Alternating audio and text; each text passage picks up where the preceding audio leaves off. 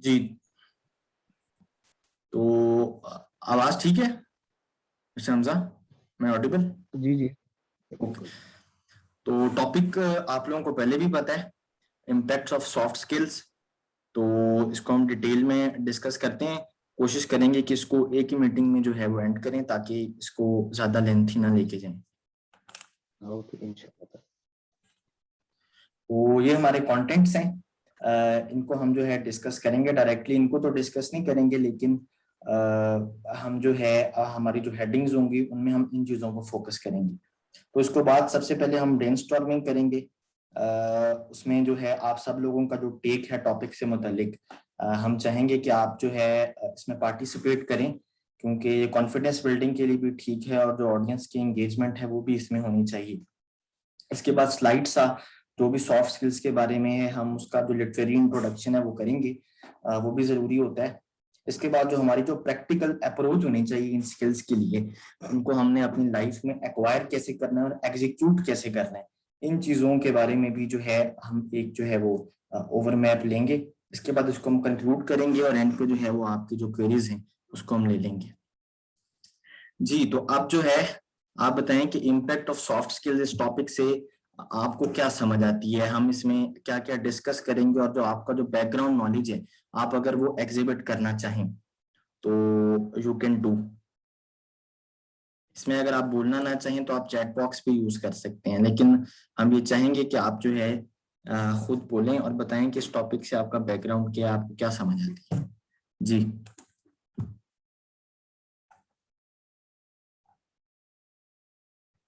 जी, जो candidate participate करना चाहता है।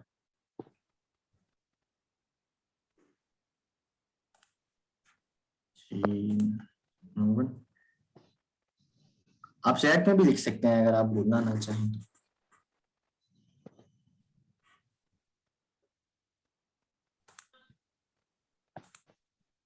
ओके, चले हम इसको आगे कंटिन्यू करते हैं।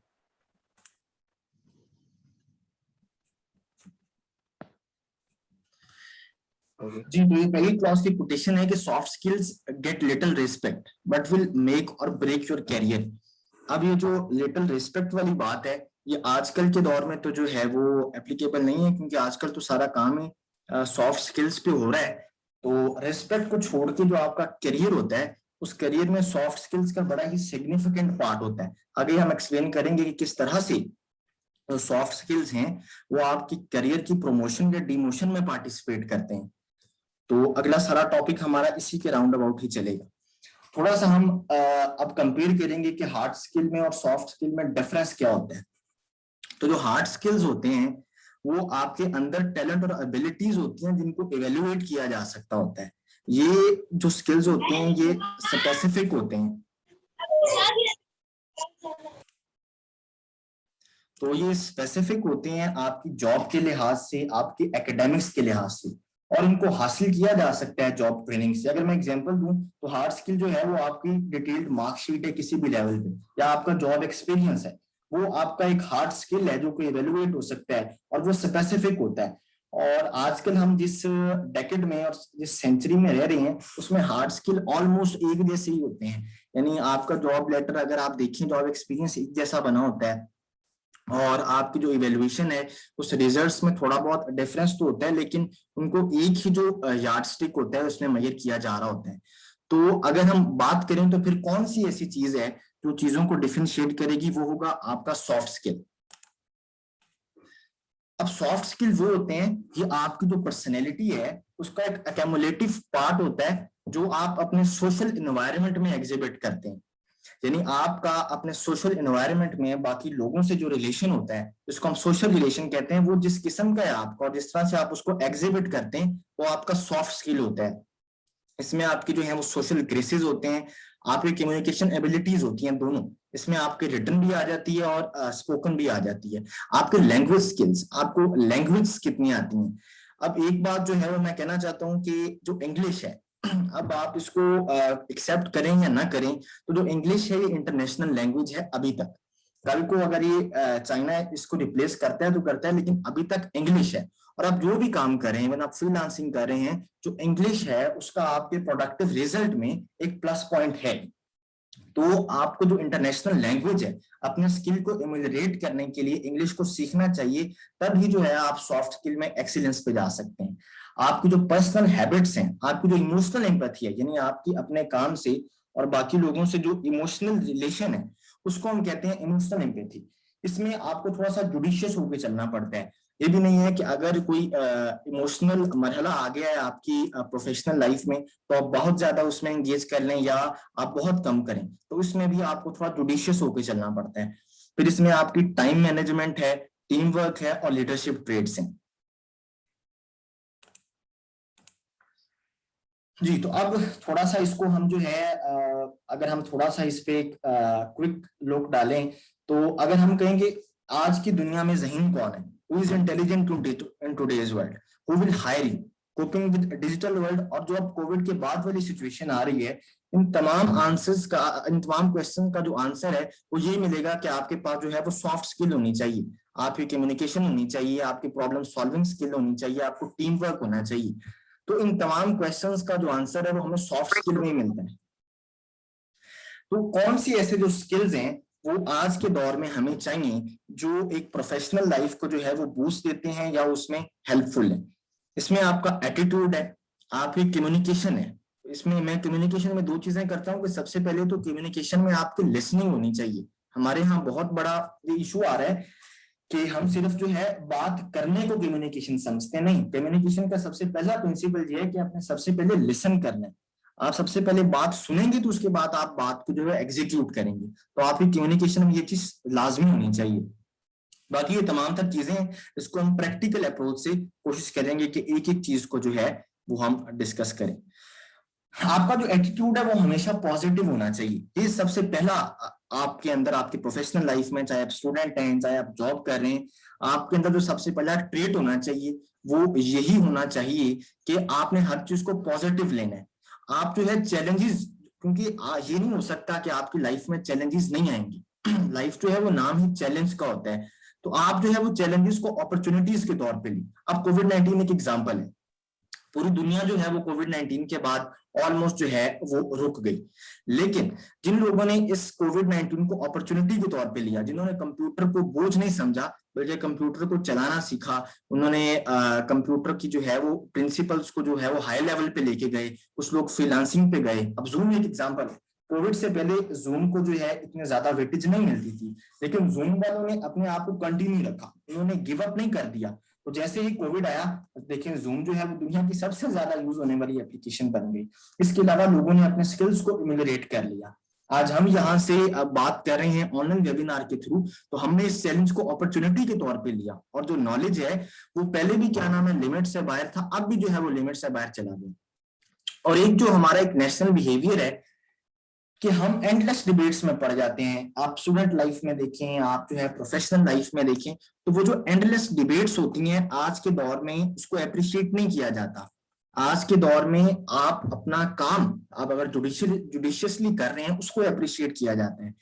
तो इसलिए जो है एंडलेस डिबेट्स को जो है वो आपको छोड़ना चाहिए। अपने एटीट्यूड को पॉजिटिव वे से अगर आप लेके चलें तो आप जो है हर मैदान में कामयाब हो सकते हैं। तो कायदे-ए-आज़म ने कहा था, तो मैं यहाँ पे कोट इसीलिए इनको करना चाह रहा हूँ कि मेरा नहीं ख्याल कि पाकिस्तान में इनसे बड़ी कोई पर्सनैलिटी आई है। तो expect for the best, prepare for the worst, कि आप कोशिश करें कि आने वाला जो कल है वो अच्छा हो, लेकिन साथ ही आपकी तैयारी होनी चाहिए कि अगर वो अच्छा नहीं भी होता तो आपकी उसके लिए तैयारी होनी चाहिए। और आजकल के दौर में ज्यादा इम्कानात यही होते हैं कि कल जो है वो अच्छा नहीं होता, लेकिन आपने अपने एटीट्यूड को पॉजिटिव रखना है और जो चैलेंज हो उसको अपॉर्चुनिटी के तौर पर लेना है। तो उसके बाद है जी कम्युनिकेशन स्किल। कम्युनिकेशन स्किल जो है ये मैं कहता हूं कि सबसे इंपॉर्टेंट जो है ये सॉफ्ट स्किल है। सबसे पहले आपका एटीट्यूड आता है और उसके बाद आपकी जो है वो कम्युनिकेशन स्किल आती है। कम्युनिकेशन स्किल जो है इसमें सबसे पहले जिस तरह मैंने बात की कि सबसे पहले तो आपकी लिसनिंग बेहतर होनी चाहिए, उसके बाद आपकी कम्युनिकेशन होनी चाहिए। वो रिटन में भी होती है, ज्यादा जाहिर सी बात है वो स्पोकन में होती है। और यहाँ पे एंड पे एक लाइन लिखी है कि communication skill can be improve, learn and improve with the right training. अब वो ट्रेनिंग क्या है जिससे आपकी कम्युनिकेशन स्किल इंप्रूव होती है? यानी हम बातें सुनते हैं कि कम्युनिकेशन स्किल को जो है वो हम कैसे बेहतर करें। तो इसमें यह है कि आप जो है अपने सोशल रिलेशन से कम्युनिकेशन स्किल को बेहतर करेंगे। आप अपने हमसाये से किस तरह का सलूक रखते हैं, आप बेहतर करें कि हर दिन आपकी कम्युनिकेशन बेहतर हो। आप बच्चे से बात करें तो आप देखें कि आपके एटीट्यूड में, आपके बोलने में बेहतरी आई है या नहीं है। तो आप अपने अंदर ये चीज शामिल करें कि मैंने अपने कम्युनिकेशन स्किल को बेहतर करना है। अगर आपके अंदर ये चीज शामिल हो जाती है, इसमें कॉन्फिडेंस पहली चीज है, तो आप हर दिन के लिहाज से इंप्रूव करते हैं। और ये इंप्रूवमेंट बढ़ते बढ़ते बढ़ते बढ़ते इतनी ज्यादा हो जाती है कि आप बहुत अच्छे कम्युनिकेशन स्पीकर हो जाते हैं। और जब आपकी कम्युनिकेशन स्किल बेहतर होती है तो it makes you fit for any job. आप किसी भी जॉब के लिए बेहतर है अगर आपका कम्युनिकेशन स्किल अच्छा है। इवन अगर आप अपने आसपास देखें तो बहुत से लोगों के पास शायद डिग्रीज ही ना हो, लेकिन वो बहुत अच्छी पोजीशंस भी होते हैं। अगर आप इंटरनेशनली भी देखें, क्यों? क्योंकि उनके कम्युनिकेशन स्किल बेहतर है। अब यहाँ पे बहुत अच्छी कोटेशन है कि आपकी जो सक्सेस है उसमें 5% सिर्फ जो कंट्रीब्यूशन होता है वो आपके एकेडमिक क्रेडेंशियल्स का होता है, 15% आपके एक्सपीरियंस का होता है, 80% आपके कम्युनिकेशन स्किल का होता है। इसलिए तो इंटरव्यू लिया जाता है जॉब्स के लिए। अगर कम्युनिकेशन स्किल की वेटेज कम हो तो आपसे तो रिटर्न किसी इंडस्ट्री में जाने के लिए आपसे रिटर्न टेस्ट लेना चाहिए, वो भी होता है, लेकिन रिटर्न के बाद इंटरव्यू इसीलिए होता है कि आपकी जो कम्युनिकेशन स्किल है उसे जज किया जा सके। तो आप कम्युनिकेशन स्किल के पार्ट्स क्या हैं? कम्युनिकेशन स्किल में सबसे पहले आती है एक्टिव लिसनिंग, कि आपको सबसे पहले लिसन करना है अपने का, और इसमें भी आपको थोड़ा जुडिशियस यूज रखना है। दुनिया में तमाम बातें ऐसी नहीं होती जिनको नहीं सुनना, और दुनिया में तमाम बातें ऐसी भी नहीं होती कि किसी को भी ना सुना जाए। तो यहाँ पे आपने थोड़ा सा जुडिशियसली चलना है, क्योंकि आजकल बातें बहुत ज्यादा होती हैं और उसमें काम की बातें बहुत कम होती हैं। लेकिन जो बंदा उन काम की बातों को सुन लेगा वो आगे बढ़ जाएगा, और जो सारी बातों को सुनेगा वो भी आगे नहीं बढ़ सकेगा। तो आपने अपने अंदर ये चीज पैदा करनी है कि मैंने किस बात को सुनना है और किस बात को नहीं सुनना। फिर आपका कम्युनिकेशन मेथड बेहतर होना चाहिए कि आपने अपने हैंड्स को कम्युनिकेशन में किस तरह से यूज करना है, आपकी बॉडी लैंग्वेज किस तरह से होनी चाहिए, आपकी इमोशनल इंटेलिजेंस किस तरीके से होनी चाहिए। फिर आपका उसमें कॉन्फिडेंस, फिर उसमें आपका फीडबैक आपने ऑडियंस से भी लेना है और अपना भी फीडबैक लेना है, जिसको हम कहते हैं कि सेल्फ अकाउंटेबिलिटी। आपको खुद अपने आप को जज करना है कि मैं बेहतर हो रहा हूं या नहीं। फिर आपके अंदर क्लैरिटी होनी चाहिए आपके थॉट्स के अंदर। अगर आप बोलने में कंफ्यूज हैं तो लोग आपकी बात नहीं सुनेंगे, आपकी बात तभी सुनी जाएगी जब आप में क्लैरिटी है। और फिर रेस्पेक्ट होनी चाहिए, बात करने में भी रिस्पेक्ट और बात सुनने में भी रिस्पेक्ट। फिर वर्क एथिक, क्या आप कोई भी काम अगर कर रहे हैं तो उसमें आपके एथिक्स किस तरह के जो है काम कर रहे हैं, क्योंकि जो एथिसिटी है हमारी सोसाइटी में वो थोड़ी सी हमें कम मिलती है। यानी कि अगर कहीं 8 बजे का टाइम है तो 8:10 है वो नॉर्मल समझा जाता है। जिन कौमों ने और जिन अफराद ने तरक्की करनी होती है वहां 8 बजे का मतलब 8 बजे ही होता है, वहां 8 बजे का मतलब 8:10 नहीं होता। तो एक जो हमारे सक्सेस में हर्डल है उसकी रीजन यही है कि हम 8 बजे को 8:10 समझते हैं, तो ये एथिक्स के खिलाफ है। और जो एथिक्स है इसको लॉ के जरिए बहुत मुश्किल है कि इसको कम किया जा सके। ये आपकी सेल्फ अकाउंटेबिलिटी है, इसमें आपकी अपीयरेंस है, आपकी अटेंडेंस है, आपका एटीट्यूड है, आपका करेक्टर है, आपकी कॉपरेशन है, आपकी ऑर्गेनाइजेशनल स्किल्स हैं। ऑर्गेनाइजेशनल स्किल का मतलब ये है कि आप अपने आप को कैसे ऑर्गेनाइज रखते हैं, आप किस तरह आप प्लान बी प्लान सी करते हैं, आप अपनी ऑर्गेनाइजेशन को किस तरह से आगे लेके चलते हैं। फिर आपके होने से प्रोडक्टिविटी रिजल्ट्स क्या हैं, उस ऑर्गेनाइजेशन के लिए क्या रिजल्ट है, और सबसे बड़ा आप अपने लिए क्या रिजल्ट है। फिर रिस्पेक्ट और टीम वर्क। अब आप ये देखें कि सारी जो चीजें हम बता रहे हैं ये एक ही तरह से जो है आपस में जो है वो कोलैबोरेट कर रही हैं। यानी अगर एक आदमी के अंदर आप ये देखेंगे तमाम चीजें हों तो उसके अगर एकेडमिक्स में, वैसे तो एकेडमिक्स भी अच्छी होनी चाहिए लेकिन थोड़ा सा कम भी है तो ऑटोमेटिकली ये चीजें उसे दुनिया में आगे लेके चली जाएंगी। तो वर्क एथिक्स के बाद अब टीम वर्क और लीडरशिप क्वालिटीज, इन दोनों को जो है वो मैं एक ही समझता हूं। मैंने, हालांकि एक होती नहीं है लेकिन मैंने इनको एक ही तरह से किया है कि जो अच्छा टीम वर्क कर सकते हैं जाहिर सी बात है वो अच्छा लीडर है अगर वो उसके हाई लेवल पे, तो उनमें ये वाली क्वालिटीज होनी चाहिए कि उसको जो है वो फीडबैक को एक्सेप्ट करना चाहिए। क्योंकि अगर वो फीडबैक को एक्सेप्ट नहीं करेगा तो वो इम्प्रूव कैसे करेगा अपने आप को। तो इम्प्रूवमेंट के लिए जरूरी है कि फीडबैक को जो है एक्सेप्ट करना चाहिए और कोलैबोरेट करना चाहिए, दूसरे लोगों की जो है वो राय लेनी चाहिए, उस पर कॉपरेशन और कोऑर्डिनेशन, ये एक ही तरह की चीजें हैं कि अगर आप कोऑर्डिनेट नहीं करेंगे और अपने आप को जो है अपने कुल समझेंगे तो फिर उतने अच्छे रिजल्ट्स नहीं आ सकते। और अगर आप रिलीजियस फैक्टर को भी देखें तो वहां भी आपको जो है यही सिखाया जाता है कि आप जो है लोगों को कंसल्ट करें। अगर आपको कोई चीज जिंदगी में नहीं आती, जिसको आती है उससे पूछने में कोई शर्म महसूस करने की जरूरत नहीं है, और बताने वाले को भी इस चीज का ख्याल रखना चाहिए कि उसको भी रिस्पेक्टफुली उसको आंसर करना चाहिए। इसी तरह जो लीडर और टीम वर्क जिसके अंदर होती है वो डिफिकल्ट सिचुएशंस को जुडिशियसली हैंडल करता है। उसको पता होता है कि डिसेबिलिटी कहाँ है और उसके पास डाइवर्स अवेयरनेस होती है, नॉलेज होता है। अब हमारे यहाँ एक फैक्टर ये भी आ रहा है कि हम जो है एक्स्ट्रा पढ़ते ही नहीं है, यानी जो स्टूडेंट्स हैं, पिछले दिनों एक रिसर्च आई हुई थी कि 85% हमारी जो यूथ यूनिवर्सिटीज में पढ़ रही है उन्होंने अपने एकेडमिक्स के अलावा कोई एक्स्ट्रा बुक ही नहीं पढ़ी। तो जब वो है ही नहीं तो आपका नॉलेज उतना बेहतर नहीं है, और जब नॉलेज उतना बेहतर नहीं है तो आप चीजों को बेहतर तरीके से एग्जिबिट नहीं कर सकेंगे। तो चीजों को बेहतर तरीके की एग्जीबिशन के लिए जरूरी है कि आपको नॉलेज होना चाहिए। आपके पास नॉलेज होगा तो आप आइडिया जो है वो एक्सचेंज कर सकेंगे, आप जो है इन्फ्लुएंशियल होंगे, आपका लोगों पे असर होगा नॉलेज से, आपकी कोऑर्डिनेशन से, आपकी कोऑपरेशन से। फिर ये तमाम चीजें उसी तरह की हैं कि आपको ऑफिस पॉलिटिक्स मैनेजमेंट होनी चाहिए, कि ऐसा नहीं होगा कि आपको जो है अगर आप कहीं काम कर रहे हैं, चाहे जितना भी अच्छा काम करें, आपको अपोजिशन नहीं मिलेगी। नहीं, आपको अपोजिशन मिलेगी, आपने उस अपोजिशन को एक्सेप्ट करना है और उसको मैनेज करना है। बाज़ औक़ात जिंदगी में वो अच्छे तरीके से मैनेज नहीं भी हो पाएंगी, लेकिन आपने उससे कुछ सीखते या ना सीखते हुए आगे बढ़ जाना है। फिर इसी तरह आपके पास सेल्स स्किल होनी चाहिए, आप सेल्फ अवेयरनेस होनी चाहिए, आपको अपने आप का पता होना चाहिए कि आप क्या हैं और आप जिंदगी में ये काम क्यों कर रहे हैं और आप इसको कहां तक लेके जा सकते हैं। इसी तरह आपके पास सोशल स्किल्स होने चाहिए। इसमें आजकल सोशल मीडिया एक जरूरत बन चुकी है। नो डाउट कि हमारे यहाँ जो है इसका नेगेटिव यूज भी है, लेकिन हम इसके जो पॉजिटिव यूज है उसको हम ये नहीं कह सकते कि वो है ही नहीं। तो हमने सोशल मीडिया को जुडिशियसली यूज करना है, और मैं यहाँ पे ये एक टिप दूंगा कि आप उन लोगों से सीखें कि वो सोशल मीडिया से अर्न कैसे कर रहे हैं। सोशल मीडिया से अर्न करने में, या अगर सोशल मीडिया से आप फेम ले रहे हैं सही तरीके से तो उसमें कोई हर्ज नहीं है, लेकिन आपने इस चीज का ख्याल रखना है कि वो फेम या वो जो अर्निंग है वो आपके बाकी कामों को इंटरफेयर ना करे। तो आपने इन चीजों को अपने साथ लेके चलना है। उसके बाद है टाइम मैनेजमेंट। तो आज की दुनिया में कहा जाता है कि वही इंसान राइज कर सकता है जो जानता है कि उसने अपना टाइम यूज कैसे करना है। वो इसमें ये बात नहीं होती कि उसके पास टाइम है कितना। दुनिया में गुजारने के लिए हर आदमी के पास 24 ही घंटे हैं। बिल गेट्स के पास भी दुनिया में गुजारने के लिए 24 घंटे हैं, और हमारे पास भी दुनिया में गुजारने के लिए 24 घंटे हैं। लेकिन उन 24 घंटों में फर्क है। अब बिल गेट्स के बारे में कहा जाता है कि एक साल के अंदर 40 बुक्स पढ़ता है। अब जो बुक्स हैं, शायद उसने जो काम किया है उसमें बुक्स का रोल बहुत कम हो, लेकिन एक पर्सनैलिटी को जो है मुकम्मल करने में बहुत बड़ा किरदार है टाइम मैनेजमेंट का। आपको पता होना चाहिए कि आपने अपने टाइम को किस तरह से यूटिलाइज करना है। इसके बाद एक चीज जो मैं कहता हूं और ये मैं बार बार कहता हूं कि आप हर 24 घंटों में से जो 1 घंटा है वो आप लोगों के लिए काम करें।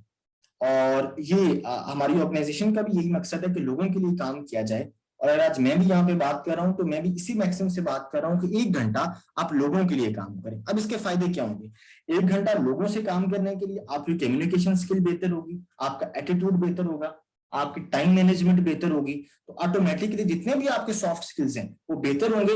और इनडायरेक्टली हम सोसाइटी के लिए, बेहतरी के लिए काम करते हैं, और दिनों में पाकिस्तान जो है और जो हमारा मुल्क है वो ऊपर उठ सकता है अगर हर जो आदमी है, और स्पेसिफिकली जो लोग यूनिवर्सिटीज में हैं, जो लोग पढ़ लिख गए हैं, वो 1 घंटा पाकिस्तान के लिए काम करें। वो चाहे किसी को अच्छी बात बता दें, किसी को अच्छी बात पढ़ा दें, अगर किसी की फाइनेंशियल मदद हो सकती है, कोई कर सकता है तो वो कर दें। 1 घंटा हर रोज सोसाइटी के लिए काम करें, और ये कोई ज्यादा नहीं है। फिर है डिसीजन मेकिंग। ये बहुत इंपॉर्टेंट पार्ट है सॉफ्ट स्किल्स का कि आप अपने डिसीजन मेकिंग को स्ट्रॉन्ग करें। हमारा एक नेशनल इशू ये है कि हम जो है डिसीजन मेकिंग में थोड़े से लेट हैं, और कहा जाता है कि justice delayed is justice denied, यानी अगर जस्टिस टाइम पे ना हो तो वो जस्टिस नहीं होता। और मैं इसी को कहता हूँ कि decision delayed is decision denied. अगर आपने डिसीजन टाइम पे नहीं किया तो आपने उस अपॉर्चुनिटी को जो है वो मिस कर दी है। और आजकल के दौर में अपॉर्चुनिटी आपका वेट नहीं करती, आपके पास अपॉर्चुनिटी आती है, फिर वो आपसे निकल के किसी और की तरफ चली जाती है, और अगर आप उस टाइम डिसीजन नहीं कर सके तो आपने उस अपॉर्चुनिटी को मिस कर दिया है। आज के दौर में अपॉर्चुनिटी एक तो मिलती बड़ी मुश्किल से, और मिल जाए तो वो वेट भी नहीं करती। उसके बाद थिंक एंड ग्रो रिच एक बहुत अच्छी बुक है नेपोलियन हिल की। उसमें जितने भी सोसाइटी में जिन लोगों ने बहुत बड़ा काम किया है तो उनने जो उनके सिमिलर ट्रेड्स हैं और वो ट्रेड्स जिनकी वजह से वो लोग ऊपर उठे, उसमें कहा गया कि इन लोगों ने अपने डिसीजन को स्ट्रॉन्ग किए। और ये कायदे आज़म की बात को वो सेकंड करते हैं कि I do not believe in taking the right decision, I take a decision and make it right. यानी ये नहीं है कि आपका जो भी फैसला होगा वो सही होगा, आप अपना फैसला करें और उसमें परसिस्टेंस लेके आए, उस पर स्टैंड करना सीखें। और जो स्टैंड करना होता है किसी भी मौकफ पे, आपका कहीं भी जो स्टैंड करना है, चाहे वो आपका कोई नजरिया है, चाहे आपकी कोई भी आइडियोलॉजी है, उस पर जो स्टैंड करना है वो सॉफ्ट स्किल का बहुत बड़ा पार्ट है। अगर आप किसी फर्म में और आप समझते हैं कि ये प्लान बी नहीं होना चाहिए, प्लान सी होना चाहिए, तो उसके ऊपर आपको स्टैंड लेना आना चाहिए, फिर ही आप जो है आगे बढ़ सकते हैं। वरना पूरी लाइफ में आप आगे नहीं बढ़ सकते, आपकी लाइफ वही आम लोगों जैसी होती है। तो आम आदमी को खास बनने के लिए इन खास बातों को अपनाना जरूरी है। एक और चीज कि आपके पास प्लान बी और प्लान सी की थिंकिंग होनी चाहिए, आपके पास मल्टीपल प्लान होने चाहिए कि अगर प्लान ए फेल हो जाता है तो आप प्लान बी की तरफ जाएंगे, और जो प्लान बी है फेल हो जाता है तो आप प्लान सी की तरफ जाएंगे। और ये वाली जो थिंकिंग है अगर ये किसी में आ जाती है तो वो राइज कर जाता है। और डिसीजन करते हुए भी डरने की जरूरत नहीं होती, क्योंकि आज तक दुनिया में कोई आदमी ऊपर उठा ही नहीं है जो डरता है। जो आदमी डर को डरा देता है वो ऊपर उठ जाता है, और जो डर से डरता रहता है वो डर से ही ऊपर नहीं आता। तो अपने डर को खत्म करने के लिए अपने आप को स्ट्रॉन्ग करें, इनकी जो तमाम जो स्किल्स हैं इनको अपने अंदर लाएं, और ये हो जाती हैं टाइम के साथ साथ। बस आपके जहन में ये बात होनी चाहिए कि आपने इन बातों पे अमल करना है। तो आहिस्ता आहिस्ता ये तमाम स्किल आपके अंदर आती जाती हैं, आप लोगों के लिए काम करें। और सबसे पहले मैं कहता हूँ कि अपने लिए काम करें, आप अपने आप को बेहतर करें और साथ लोगों के लिए काम करें। इन तमाम स्किल्स को अपने अंदर इनकॉर्पोरेट करें, सीखें। आजकल तो वैसे भी जो नॉलेज है और जो सीखना है वो बाउंड्री से बाहर चला गया है। आप YouTube पे देखें, इसके मुतालिक आपको मल्टीपल चीजें मिल जाएंगी, आप वहां से सीखें और अपने आप को बेहतर करें। और वैसे भी पाकिस्तान में अब जिस तरह हम आगे जा रहे हैं, हमें प्रोफेशनल्स की जरूरत है जिनमें सॉफ्ट स्किल्स होने चाहिए, जिनमें वर्क एथिक हो, जो 8 बजे को 8 बजे ही समझे, जिनकी अपीयरेंस अच्छी हो, जो अटेंडेंस को इसलिए ना कंसीडर करें कि उनकी जॉब रिडक्शन हो गई या अगर स्टूडेंट है तो वो पेपर नहीं दे सकेंगे, बल्कि इसलिए कि उनका प्रोफेशनल एटीट्यूड ऐसा होना चाहिए कि वो जो है अपने मुल्क को उठा सके, अपने आप को उठा सके। तो ये हमारा जो है वो कंक्लूजन है। अब अगर आपकी कोई क्वेरीज हैं तो वो आप पूछ लें। तो इस सेशन को हमने शॉर्ट ही रखना था कि ज्यादा टाइम भी आपका ना ले। तो wish you all the very good luck for the future. तो कोई क्वेश्चंस हैं तो आप पूछ सकते हैं।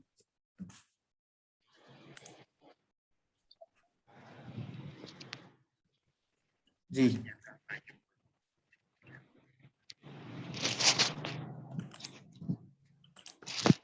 any question?